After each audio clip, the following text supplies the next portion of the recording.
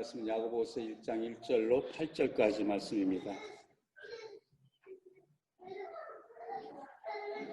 네, 함께 읽겠습니다. 시작. 하나님과 주 예수 그리스도의 종 야고보는 흩어져 있는 12지파에게 문안하노라. 내 형제들아, 너희가 여러 가지 시험을 당하거든 온전히 기쁘게 여기라. 이는 너희 믿음의 시련이 인내를 만들어내는 줄 너희가 알미라. 인내를 온전히 이루라. 이는 너희로 온전하고 구비하여 조금도 부족함이 없게 하려 함이라. 너희 중에 누구든지 지혜가 부족하거든 모든 사람에게 후히 주시고 꾸짖지 아니하시는 하나님께 구하라. 그리하면 주시리라. 오직 믿음으로 구하고 조금도 의심하지 말라.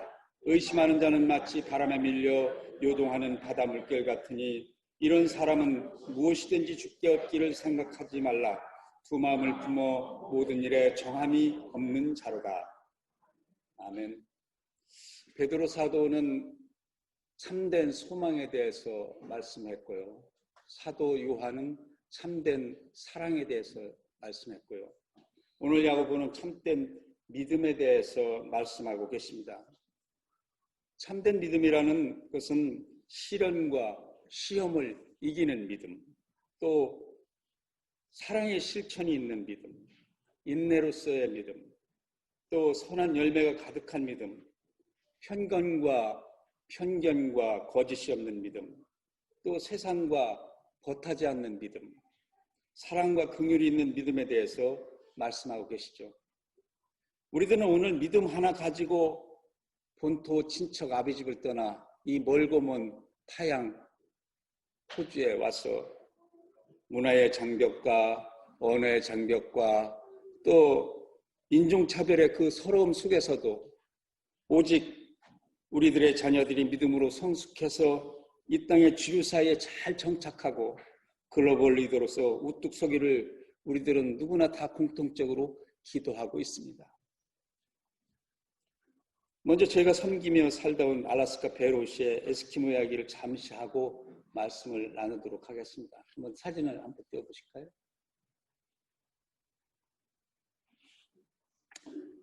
네, 조그만 사슴이 넘어져 있습니다.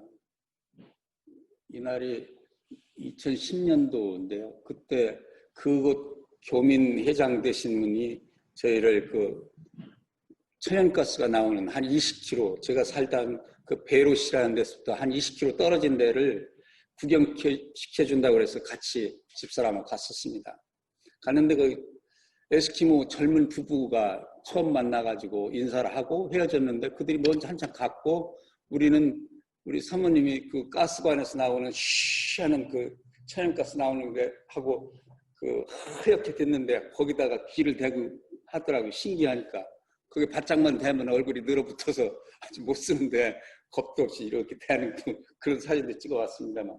그러고서 한참 있다 오니까 보니까 저기서 그 원주민들이 손을 막 흔드는 거예요. 빨리 와보라고. 그래서 저 차 고장난 거 보라고 가보자고. 그래서 가보니까 저렇게 사슴을 잡아가지고 구경을 시키는 거예요. 그러니까 그 교민회장이 차에 가더니 가위를 가지고 오더니요. 저 뿔을 싹둑 자르는 거예요. 잘라서 껍질을 벗기니까 하얀 게 나오는 거예요.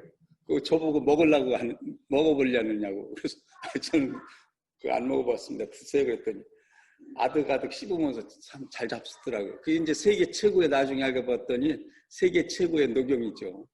그걸 이제 생으로 문도간에서 그렇게 잡수더라고요. 다음 사진 한번 보시죠. 지금 이게 이제 푸주권 같은 겁니다. 이 푸주권 같은데 서 있는 노란 그 우비를 입은 분이 이제 아놀드 장로님이라고 에스키모 장로님이에요. 그리고 이 오른쪽에 반이 잘린 분이 그 부인 되시는 분. 저기 신기해서 빨간 목도리 들은 분이 저희 집사람이고요. 이게 그렇게 해서 이제 사냥을 해가지고 집에서 이렇게 잘 요리를 해서 먹는 거죠. 요거는 이제 세계에서 제일 맛이 있다는 그 흰수염 고래입니다. 그래서 이제 잡으면은요, 바다에서 이렇게 여러 부족들이 나와가지고 끈으로 로프를 해서 끄집어내서 이렇게 눈밭에다 놓고요. 이렇게 고기를 각을 뜹니다. 이렇게 각을 뜬다고 그러죠. 이렇게 쭉쭉 각을 떠가지고 제일 맛있는 부분이 그 껍질 부분이 맞닥이라고 그러거든요. 그 꼬들꼬들하면 참 맛있습니다. 그래서 그걸 이제 먹는 거죠. 보면은 이 고기 이거를 다 부족들이 이 고래 잡은 날은요 집에다가 그 촌장네 집에다가 깃발을 겁니다. 하얀 깃발을 걸으면은 전부 비닐봉투 하나 가져가 줄 서서 고기를 조금씩 다 얻어다가 먹는 거죠. 그리고 다 자기들 촌장 그 부족들끼리 나눠 갑니다. 그래서 포터제가 있어갖고 한 8마리 정도 그 베로시에 1년에 배당됐는데 너무 많이 잡아가지고 그 쿼터가 오버되면 다른 빌리지 거를 빌려와가지고 잡아가지고 이렇게 하고 또 이제 그곳에서 1년에 한 번씩 이제 축제를 벌이죠. 캐나다에 있는 그 에스키모하고 그린란드 에스키모하고 러시아 에스키모하고 이 4군데 있는 에스키모들이 1년에 한 번씩 돌아가면서 호스트가 돼가지고 잔치를 벌이는데 잔치 음식이 바로 이 고래 한 마리 내놓는 겁니다. 이게 그냥 땅속에다 묻어두면은 그게 자연냉장고니까 끄집어내가지고 큰 난리따구시라고 해갖고 그 축제를 벌이면서 나눠 먹고 음식을 준비해갖고 먹는 그런 풍습이 있습니다. 이건 이제 그 아놀드 장로님의 처갓집에 저희가 이제 초대를 받아서 앞에 있는 게 고래고기입니다. 고래고기를 대접받는데 거기 이제 아놀드 장로님의 부인은 없죠. 근데 저기 서 있는 분은 처제입니다. 처제인데 백인이죠. 아까 그분은 황인이고요. 근데 한 어머니입니다. 그러니까 제가 갔을 때는 그런 풍습이 없어졌죠. 한 20년 전에는 그런 게 있어가지고요. 이분들이 보면은 이제 종족이 멸종될 그런 본능적으로 멸종에 대한 위기감이 있기 때문에 눈보라가 이제 1년에 한 4, 5개월 동안 극야가 계속되면 밤만 계속되기 때문에 눈보라가 치면 1m 앞도 안 보이거든요. 사냥을 나가면은 돌아오지를 못하는 거예요. 남자들이. 그러니까 외부에서 남자라고 흑인이고 백인이고 황인이고 오면은 자기 부위를 빌려주는 겁니다. 그래서 아기를 낳으면 그 아기는 다 자기 거죠. 그 에스키모 피가 4분의 1만 섞여도요. 땅을 다 분배받아요. 근데 저희들이 생각할 때 그 이해가 안 되는데 거기 가서 보면은 그 기후에 살면은 그들이 그 종족이 멸종될 위기감을 늘 가지고 있구나. 그러니까 자기 부인까지도 빌려줘가지고 종족을 이어가려고 하는 우리는 도저히 이해가 안 되는 그런 사회가 바로 저기였습니다.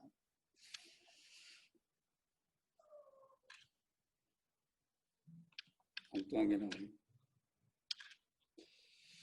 지난 원주민 선교 보고 때 진정희 사모님께서 마약으로 피폐화된 웰링턴 지역을 다녀오셔서 말씀하실 때 그래서 제가 떠나온 알래스카 베로시를 위해서 기도하게 하셨습니다. 마약과 알코올과 게임 중독으로 찌든 그 에스키모와 한국 교민들을 생각할 때마다 가슴이 아파서 정말로 눈물로 기도하지 않을 수 없었습니다. 미국 제가 살다 온 알래스카 베로시는 탑 오브 더 월드, 지구의 꼭대기입니다. 북극점에서 가장 가까운 도시죠. 그래서 거기는 인구가 약 6,000명 중에 에스키모가 한 4,500명, 세계에서 제일 많이 사는 그런 도시입니다. 그리고 한국 교민이 거기 한 60여 명 살고 있습니다. 기온은 최저 영하 40도에서 한 60도, 영하 60도까지 내려가고요. 밤만 계속되는 그러한 극야가 1년에 4, 5개월 정도. 또 낮만 4, 5개월 동안 계속되는 백야. 백야 때는요. 하루 종일 해가 떴으니까 잠을 자려면은 깜장 커튼을 치고 시간을 이렇게 알람을 해놓고 자는 거죠. 그것은 알람이 울리면 이제 아침이니까 일어나서 활동해야겠구나. 또 극야 때도 마찬가지입니다. 하루 종일 깜깜하고 비가 눈보라 치고 나니까 밖에 나가려면은요. 다 뒤집어 써야 하고 잘못하면 머리가 얼으니까 다 뒤집어 쓰고 차에 미리 시동 원격으로 걸어놓고 워밍 된 다음에 나가는 거죠. 근데 실내에서는 아까 보다시피 이렇게 반소매 입고 있습니다. 그 벽에 전부 방마다 벽에다가 그 가스난로를 매입해 놨습니다. 그리고 인슐레이션을 이렇게 두껍게 벽이 이렇게 두꺼워가지고 그렇게 다 해놔가지고 안에는 항상 저렇게 덥습니다. 근데 밖에는 추우니까 나가려면은 진짜 안전무장하지 않으면 나갈 수가 없는 거죠. 그래서 그곳에 오래 살면 우울증 때문에 비행기 타고 본토를 다녀야만 하는 그런 특별한 곳이 그쪽입니다. 또한 800m 영구 동토층이 있어가지고요. 전부 그 땅이 800m까지 다 얼어 있는 거죠. 영구적으로. 그 밑에 가면은 가스와 석유가 가장 많이 있는 그런 지하자원이 풍부한 그런 곳이죠. 천연가스로 해서 그 20km 멀리 있는 그 천연가스를 끌어다가 난방도 하고요. 밥도 해 먹고요. 발전해서 전기도 일으키고 그래서 문화생활을 하고 있습니다. 그러니까 수렵사회와 고래와 또 사슴과 물개와 물고기를 잡아서 수렵생활도 하고 또 육류와 어류를 공급받고 살아가는 수렵사회와 현대사회가 공존하는 그런 특이한 지역이죠. 그들은 언어도 잊어버리지 않으려고요. 깔리깍둥어라는 그런 자기들 고유 언어가 있고 민속박물관도 만들어 놔가지고 자기들 나름대로 문화를 지키려고 하고요. 1, 2, 4빅 대학에서 언어를 아이들 무조건 가면 몇 년이 가서 공부하게 하고요.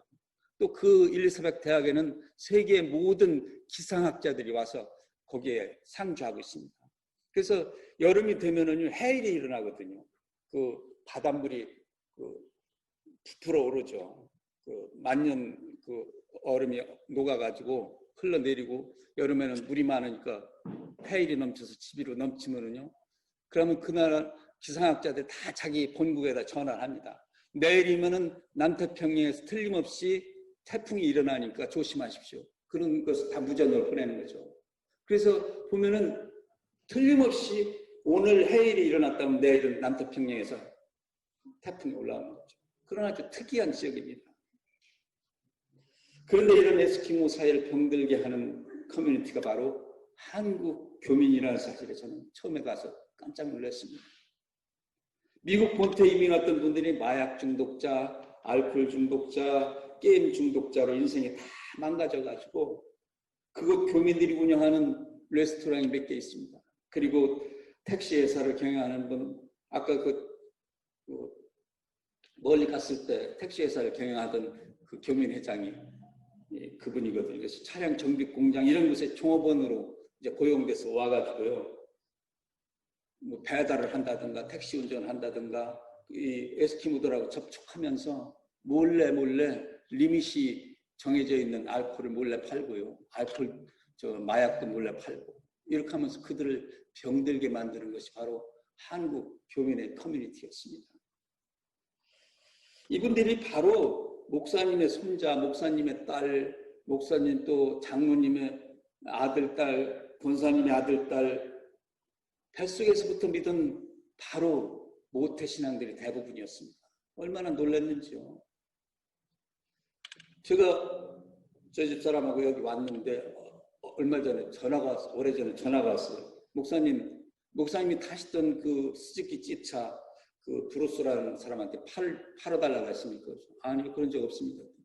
브루스가 그 에스키모한테 팔고 다른 마을로 비행기 타고 도망갔습니다. 글쎄요. 그냥 주세요. 얼마나 궁하면 그렇게 가겠습니까? 목사의 차를 다 팔아먹겠습니까? 예를 들면 그런 정도입니다. 그래서 자기들끼리 막 싸우다 보면은요, 여자분들은 주로 이제 미군하고 결혼해가지고 미국에 갔다가 그렇게 온 분도 있고, 또 미국에 유학 와가지고서는 잘못돼가지고서는 몸도 팔다 온 분들, 또 포주도 하다 온 분들, 아주 저 밑바닥, 인간 밑바닥으로 된 분들이 다 거기 모여 있습니다. 그러니까 아직도 그걸 못 버리는 거죠. 어려서부터 뱃속에서부터 예수 믿는다고 어머니 뱃속에부터 믿던 분들이 이렇게 사는 거죠. 그래서 이분들에게 믿음이라는 게 도대체 무엇인지, 어떻게 해야 이분들을 변화시킬 수 있는지 아주 깊이 기도하며 생각하지 않을 수 없었습니다. 무엇이 문제인지.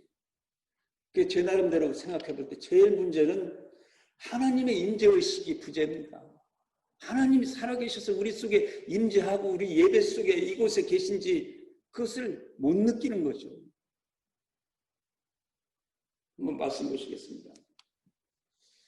자, 함께 읽어보겠습니다. 시작. 하나님이 이르시되 이리로 가까이 오지 말라. 내가 선 곳은 거룩한 땅이니 내 발에서 신을 벗으라.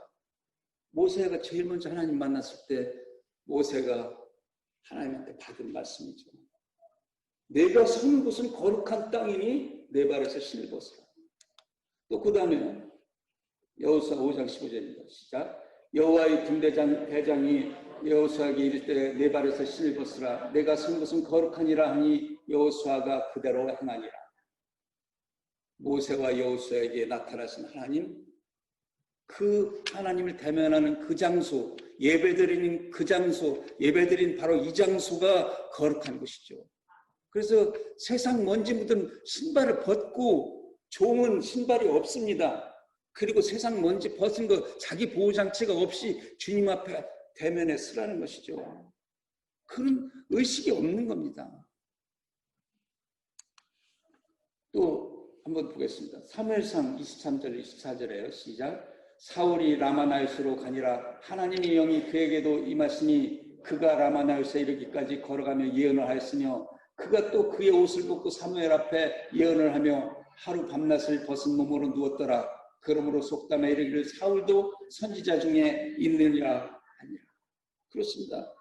바로 사울도 자기가 죽이고 싶은 다윗이 사무엘 선지 옆에 가서 숨어 있으니까 자기 부하들을 먼저 보내는 것이죠. 라마라는 곳으로. 한 차례 두 차례 보내도 안 오니까 자기가 화가 나 이렇게 쫓아간 거예요. 쫓아가서 라마 나요스로 들어가는 순간, 사무엘 선지가 있는 순간 하나님의 영이 임해서 거기서 자기도 모르게 홀딱 벗고 저렇게 예언하더라고. 비꼬는 말이 나오는 거죠.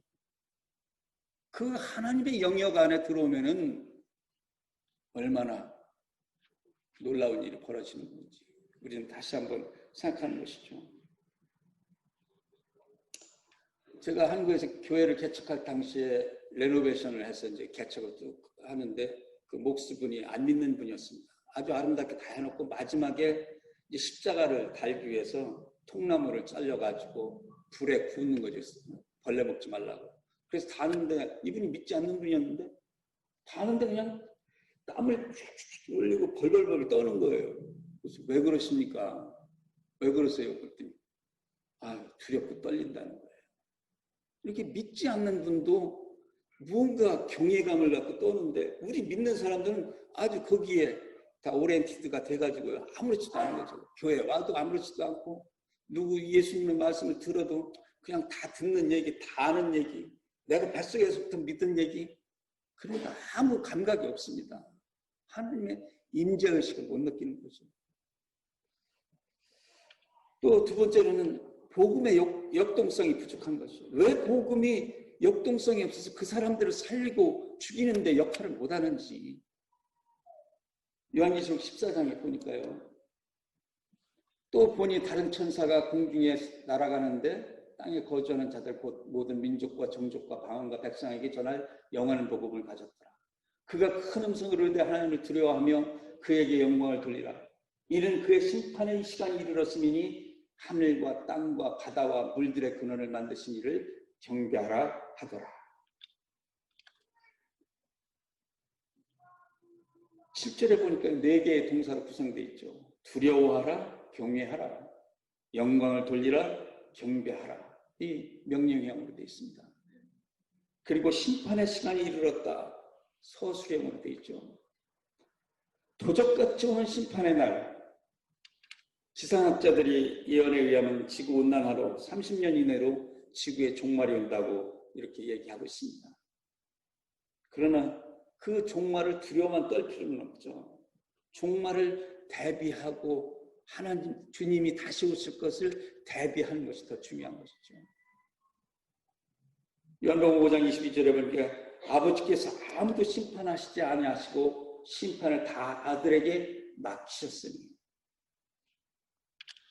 우리의 대변자와 변호인 되시는 예수님께서 심판을 맡으셨습니다. 그리고 마지막으로 세 번째로는 주님과 동행하지 않는 삶, 그것이 문제인 거죠. 예수 믿으면 주님과 동행해야죠. 믿음은 바라는 것들의 실상에 보지 않는 것들의 증거니, 보지 않고 우리는 눈에 보이지는 않지만 우리가 그것을 믿고 그 실상을 마원렌즈로, 줌렌즈로 당겨서 현실로 지금 이 시간 now and now, 지금 이 시간 나의 것으로 보는 것이죠. 하나님께서 믿음의 눈을 열어 주시면은 내가 살아가는 세상과 내 삶의 자리는 어제나 오늘이나 변함이 없습니다. 그러나 우리의 인생관과 세계관이 바뀌어 보이는 것이죠. 그래서 믿음의 눈으로 주님을 바라보고 믿음의 눈으로 천국을 바라보고 믿음의 눈으로 믿음의 마음으로 주님의 마음을 알아가고 주님의 뜻대로 살아가는 것입니다. 운전면허를 처음에 따면은요, 처음에 바로 도로로 운전하고 나갈 수 없죠. 그래서 바로 교관이 옆에서, 운전교관이 옆에서 가르칩니다. 어떻게 라운어바웃은 어떻게 돌고, 어떤 때는 속도를 어떻게 내야지 되고, 예? 교통규칙은 어떻게 지켜야지 되고, 그런 거 다 가르쳐주고, 숙달이 돼야지 이제 옆에 타서 되고, 어느 정도 숙달이 되고, 그 다음에는 예? 믿고 키를 맡기고 차를 맡기는 거죠. 하나님께서도 나를 믿고 사역을 맡길 수 있게끔 믿음으로 행동하는 것이 바로 주님과 동행하는 것이라고 저는 생각합니다. 믿고 내가 자식을 믿고 맡길 수 있는지, 하나님이 우리를 믿고 맡길 수 있는지, 그게 더 중요한 거죠. 우리가 매일 우리 관점에서 하나님을 바라보고 하나님을 믿고 이것만 중요한 것이 아니고 하나님께서 진짜 나를 어떻게 생각하시고 나를 믿어주시는지, 얼마나 나한테 모든 것을 맡기실 수 있는지, 그게 더 중요하다고 생각합니다. 성경 66권을 내용적으로 분류한다면 두 가지로 할 수 있습니다. 하나는 우리가 어떻게 구원을 얻을 수 있느냐, 죄인된 우리가 불의한 우리가 어떻게 의롭게 되느냐 하는 진리가 성경에 담겨 있습니다. 두 번째는 거듭난 사람은 어떻게 살아가느냐 하는 것입니다. 성도의 삶을 다루고 있죠. 그래서 디모데 3장 15절 17절에 보니까요, 함께 읽겠습니다. 시작. 또 어려서부터 성경을 알았나니 성경은 능히 너로 하여금 그리스도 예수 안에 있는 믿음으로 말미암아 구원에 이르는 지혜가 있게 하느니라. 모든 성경은 하나님의 감동으로 된 것으로 교훈과 책망과 바르게 함과 의로 교육하기에 유익하니 이는 하나님의 사람으로 온전하게 하며 모든 선한 일을 행할 능력을 갖추게 하려 함이라. 아멘. 그렇습니다. 다시 말하면 하나님을 만나는 법과 하나님과 동행하는 법을 가르치고 있죠. 아담의 집대손 에녹이 나옵니다. 에녹은 65세의 아들을 낳고 그 후 300년을 하나님과 동행하며 살다가 죽지 않고 바로 하늘로 올라갔습니다. 창세기 5장 21절에 보면 에녹은 65세에 무드셀라를 낳고 무드셀라를 낳은 후 300년을 하나님과 동행하며 자녀를 낳았으며, 그래서 365세를 살았더라. 에녹이 하나님과 동행하더니 하나님이 그를 데려가심으로 세상에 있지 아니하였더라. 또 히브리서 11장 5절 6절의 말씀이죠. 믿음으로 에녹은 죽음을 보지 않고 옮겨졌으니 하나님이 그를 옮기심으로 다시 보이지 아니하였느니라. 그는 옮기기 전에 하나님을 기쁘시게 하는 자라 하는 증거를 받았느니라. 믿음이 없이는 하나님을 기쁘시게 하지 못하나니 하나님께 나아가는 자는 반드시 그가 계신 것과 또한 그가 자기를 찾는 자들에게 상 주시는 이심을 믿어야 할지니라. 아멘. 그렇습니다. 이 지구촌에서 하나님의 마음을 가장 기쁘게 해드리고 시원케 해드리겠다고 결심해보고 선포하는 저와 여러분 되시길 바랍니다. 성경에는 죽음을 맛보지 않고 승천한 분이 오직 예수님과 엘리야 그리고 에녹뿐이죠. 얼마나 복된 존재입니까? 에녹은 당시 65세에 낳은 아들 이름을 무드셀라 이렇게 졌습니다. 무드셀라의 뜻은 그가 죽음은 보낸다. 즉 무드셀라가 죽으면 홍수의 심판을 보낸다, 이런 뜻이죠. 실제로 홍수 심판이 무드셀라가 969세에 죽은 그 해에 바로 홍수가 임했습니다. 아들의 이름도 심판과 관련해서 지을 정도로 사람들에게 심판을 일깨우는 복음을 전파했을 것입니다.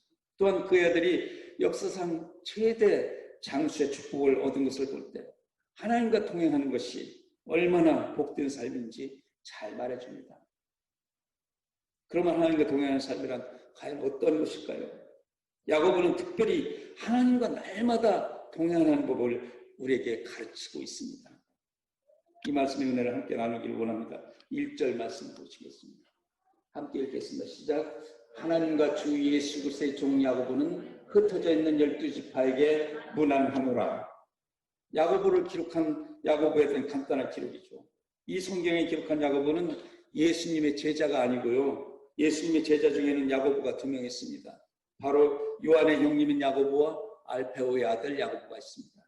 그런데 이들은 성경을 기록할 기회가 없었습니다. 사도행전 12장에 보면 야고보가 첫 번째 순교자가 되고요. 또 사도행전 15장을 보면 예루살렘 교회의 초대 감독이었던 또 야고보가 등장합니다. 이 사람은 바로 예수님의 친동생이었던 야고보죠. 마태복음 13장 55절이나 다른 복음서에 보면 예수님의 형제들은 예수님의 사역을 이해하지 못했습니다. 그들은 예수님의 사역을 쫓아다니며 말렸던 사람들입니다. 그러나 복음서가 끝나고 사도행전이 들어서면 마가의 다락방에 모여 전심으로 기도하는 것을 발견합니다. 고린도전서 15장을 보면 부활의 증인들이 기록되어 있습니다. 그래서 게바와 12사도와 500의 형제가 만났고 야고보가 만났습니다. 이 야고보가 예수님의 동생 야고보입니다. 그는 형님이었던 예수님을 이제는 주 예수 그리스도라고 호칭을 하고 있습니다. 예수님을 만나면 예수님을 더 이상 육신으로만 알지 않습니다. 부활하신 주님을 만나 야고보는 형님이었던 예수님을 향해서 주와 그리스도라고 고백합니다. 더 나아가 야고보는 자신이 그리스도의 종이라고 말하고 있습니다. 그는 흉년과 핍박과 환난 중에도 끝까지 예루살렘 교회를 지켰습니다. 헬라파 유대인과 히브리파 유대인들이 갈등도 또 7 집사를 세우는 문제 등도 다 겪었습니다. 전승에 의하면 그는 예루살렘 성벽에서 떨어져 순교했다고 합니다. 제자들이 그의 시신을 수습할 때 그의 무릎이 낙타 무릎 같았다고 깊은 감명을 받았다고 되어 있습니다. 그는 무릎 꿇어 기도하고 또 기도하는 사람이었습니다. 그 사람이 오늘 우리에게 교훈하고 있습니다. 그는 초대 예루살렘 교회 감독으로서 30년 동안 목회를 했습니다. 그래서 여러 가지 어려운 환경에 있는 성도들에게 목회자의 마음으로 하나님의 마음으로 그들을 격려하고 위로하기를 원했습니다. 그래서 그는 복잡한 교리를 논하지는 않습니다. 당장 실질적으로 지침이 되고 힘이 되는 말씀을 전하기를 원했습니다. 5장 속에 있는 한 편의 설교를 통해서 그는 믿음의 사람들을 격려하고 세우기를 원했습니다. 야고보는 신앙생활을 하면서 가장 중요한 요소가 시험의 문제라고 말씀하고 있습니다. 2절로 4절 말씀이죠. 내 형제들아 너희가 여러 가지 시험을 만나거든 당하거든 온전히 기쁘게 여기라. 이는 너희 믿음이 시련이 인내를 만들어내는 줄 너희가 알미라. 인내를 온전히 이루는 이는 너희를 온전하고 구비하여 조금 더 부족함이 없게 하려 함이라. 제일 먼저 말한 것이 시험의 문제입니다. 그렇습니다. 목회는 어려움에 처해 있는 성도들을 권면하고 위로하고 바로 세우는 일입니다. 아무 문제가 없고 편안하면 목회자가 왜 필요합니까? 목회를 하면 할수록 성도들과 함께 울고 시험에 빠진 성도들을 도와주고 붙들어주고 세우는 일이 진정한 목회라는 것을 깨닫습니다. 시험 없는 가정, 기도 제목 없는 가정 없습니다. 이것은 예수 믿는 사람이나 믿지 않는 사람이 다 똑같습니다. 야고보서 2절에서 여러 가지 시험이 있다고 말하고 있습니다. 시험, 헬라어는 페이라노스, 내적인 유혹과 외적인 환란이 뜻입니다. 시험이라는 것은 일정한 공식이 없고요. 다양한 경로를 통해서 우리들에게 다가오고 있습니다.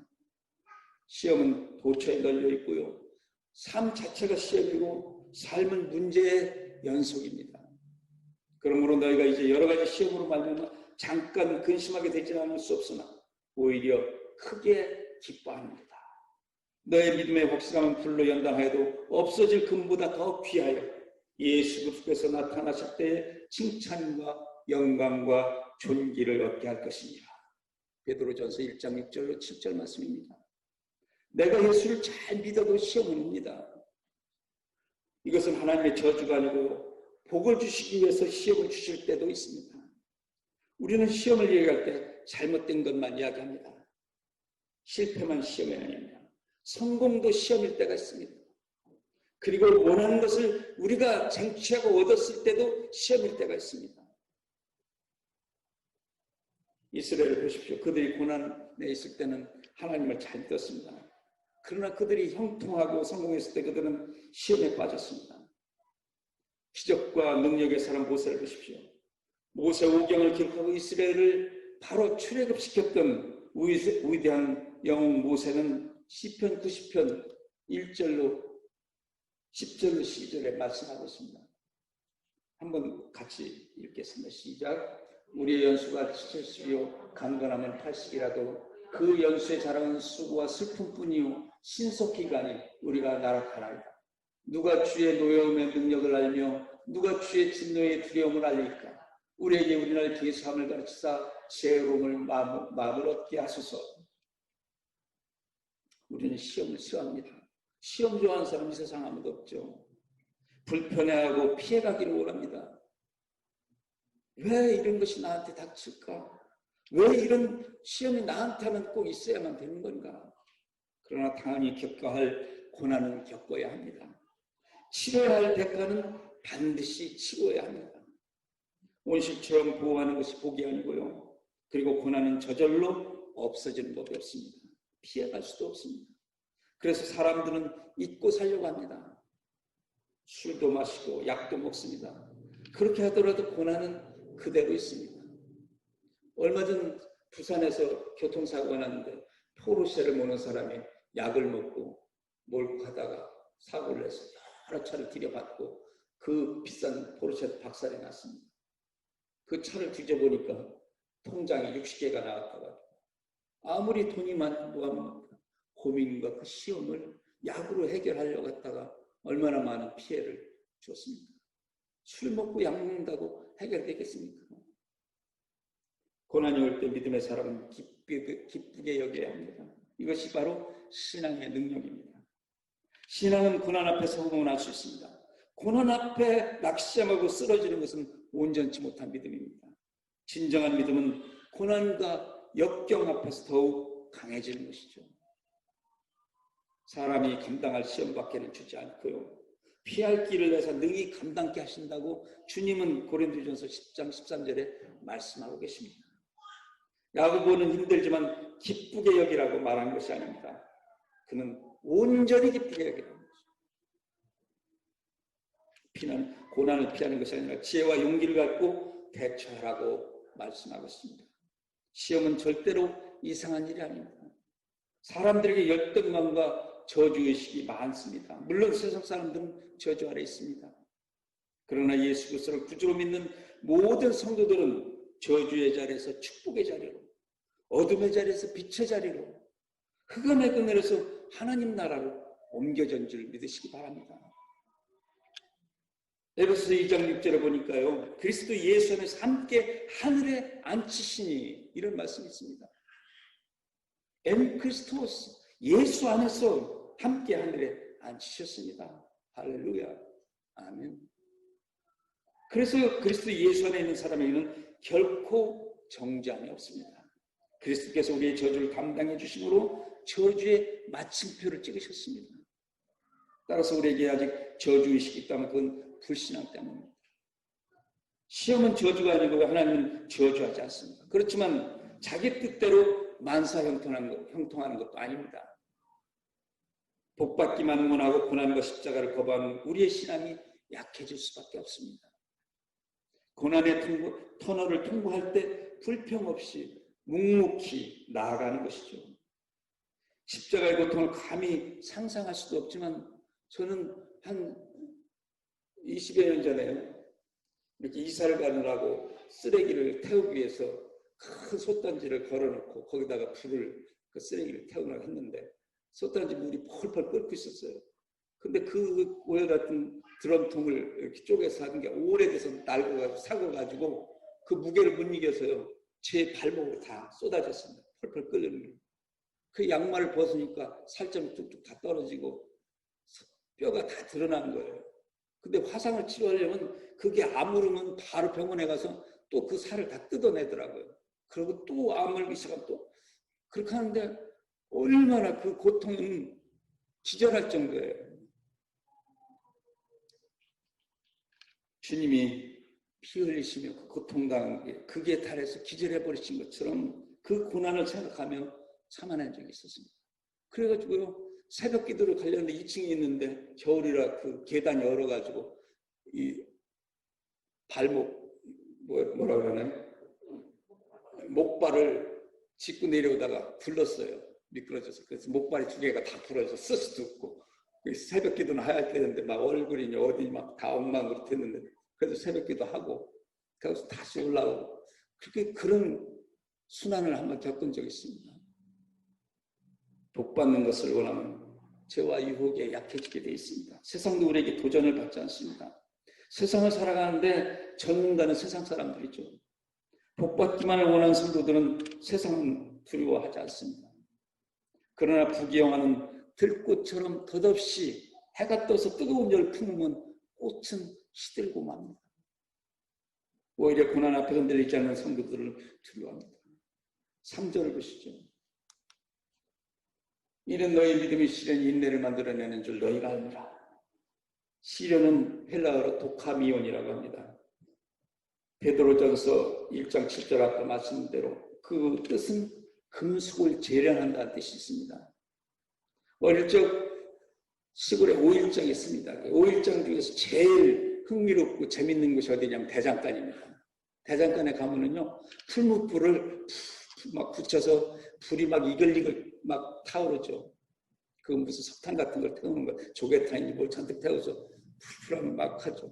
거기다가 쇠 막대기를 낀 걸 집어넣습니다. 넣으면 막 이렇게 달궈집니다. 그걸 꺼내가지고 집게를 이렇게 잡아서 꺼내가지고서는 이렇게 올려놓고서는 햄머를 든 2사람이 서로 교대로 때립니다. 그래서 그걸 피는 거죠. 그렇게 한 다음에 뜨거운 차가운 물에다가 푹 넣으면 칙 나갑니다.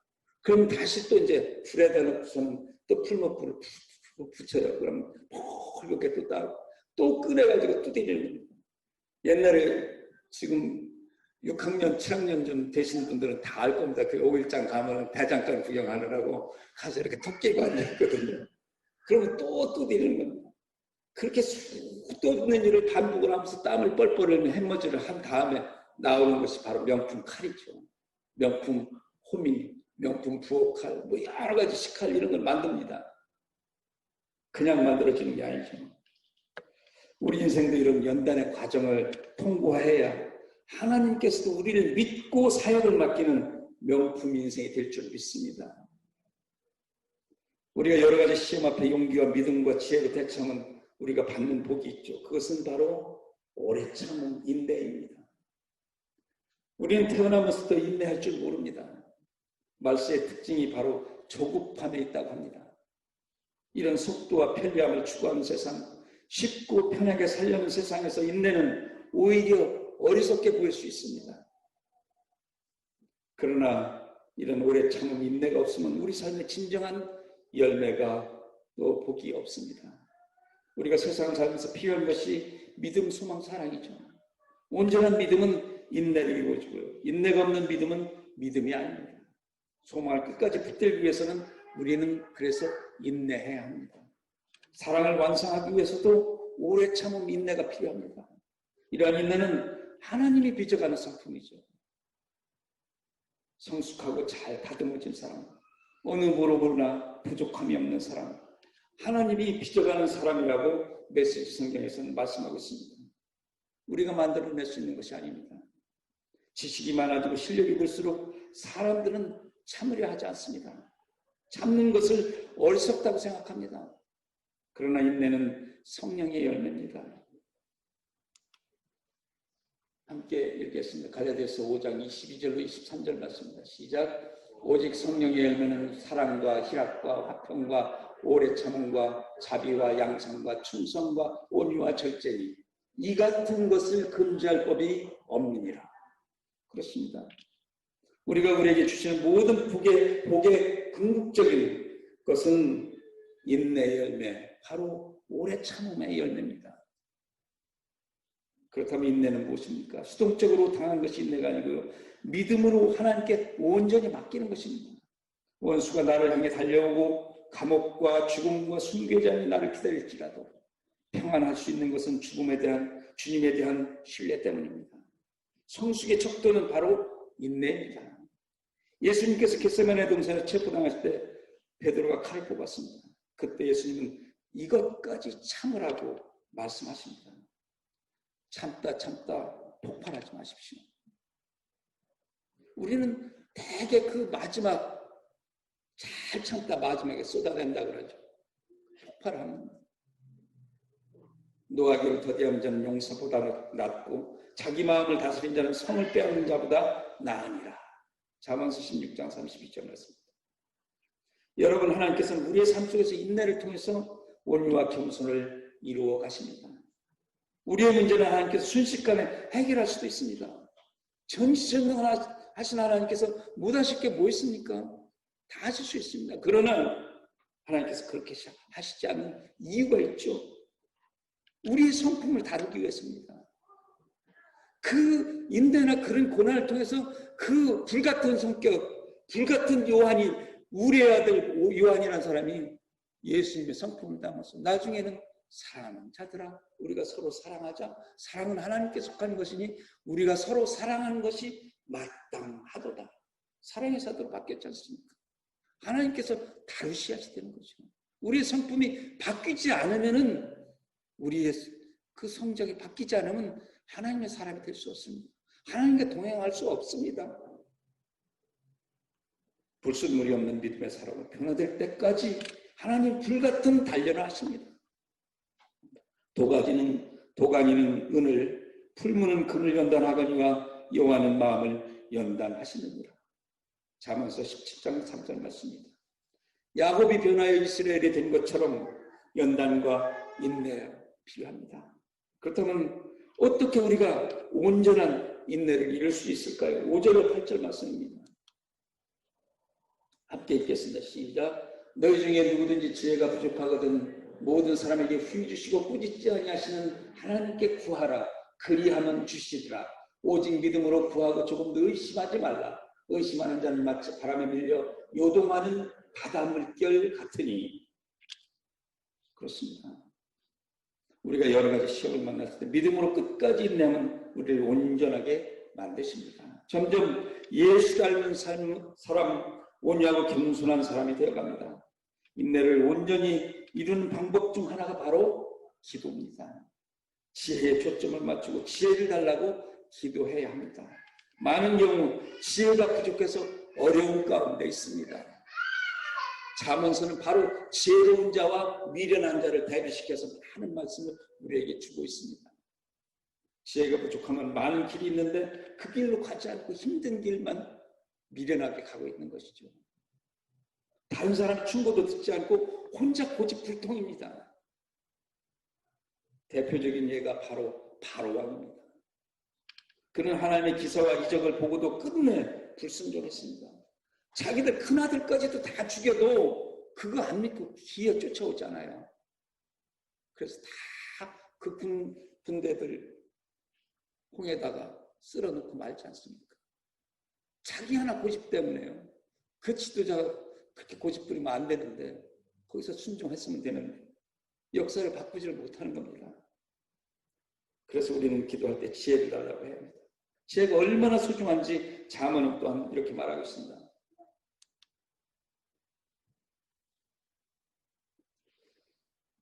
지혜는 그 얻은 자에게 생명나무라. 지혜를 가진 자는 복되도다.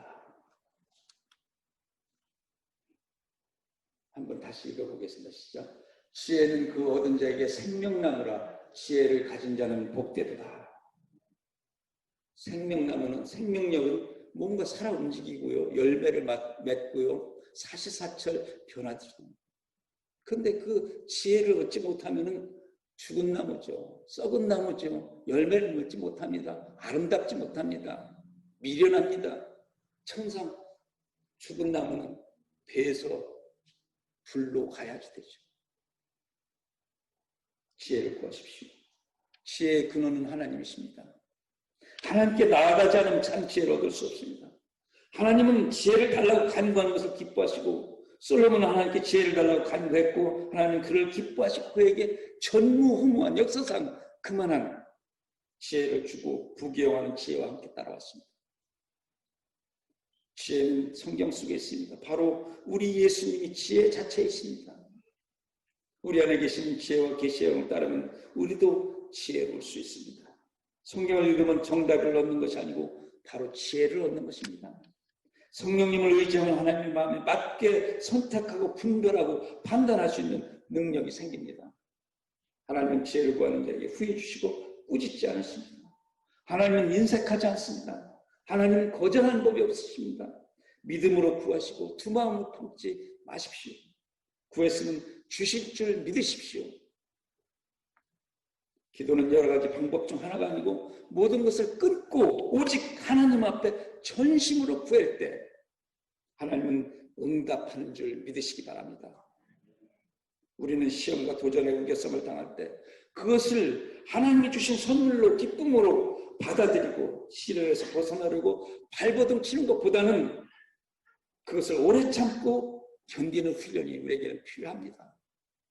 그리고 그러면 잘 다듬어지고 성숙한 크리스찬이 될 줄로 믿습니다. 무엇을 어떻게 해야 할지 어느 길로 가야 할지 모를 때 주님께 기도하시기 바랍니다. 믿음을 가지고 담대하게 의심 없이 구하시고 특별히 시야를 구하는 저와 여러분 되시기를 바랍니다. 우리 다 함께 기도하겠습니다. 하나님, 우리가 정말로 연약하고 부족해서 시험 앞에 두려워하고 놀랄 때 믿음으로 모든 시험을 담당하게 하시옵소서. 시험을 온전히 기쁘게 여기게 하시옵소서. 이 지구촌 전체에서 제가 하나님을 정말로 기쁘시게 해드리고 하나님의 마음을 시원케 해드린 제가 되기를 원합니다. 인내하게 하시고 신앙이 성숙하게 하시고 무엇보다도 지혜를 구하게 하시옵소서. 구할 때 의심하지 말게 하시고 두 마음을 품지 않고 온전한 마음으로 나아가게 하시옵소서. 기도하겠습니다. 오늘 나오신 하나님 감사합니다. 우리들에게 오늘 말씀을 통해서 감사합니다. 정말로 믿으시옵소서. 어떠십니까? 오늘 바라보고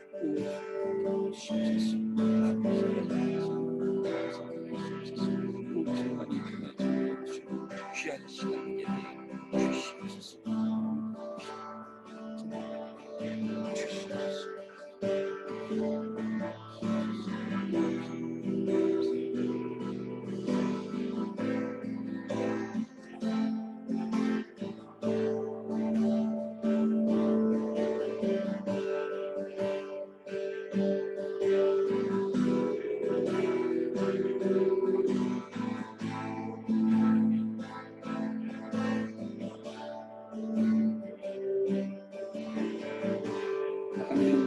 감사합니다. 오늘도 저희들에게 말씀 주셔서 그 말씀대로 살기를 원하시지만 우리의 연약한 인생들이 잘 따라가지 못함을 고백합니다. 주님, 우리를 불쌍히 여기시옵고 날마다 겸손하게 주님 우리에게 주신 시험과 도전과 시련을 잘 견디어 나가게 은혜를 더하여 주시옵소서.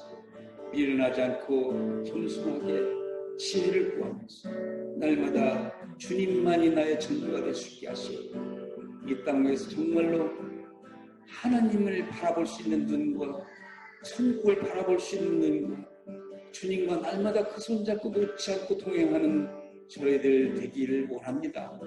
주님 사랑합니다. 저희 고백을 들으시고 하나님 날마다 동행하여 주시옵소서. 우리 구주 예수 그리스도 이름으로 기도합나이다. 아멘.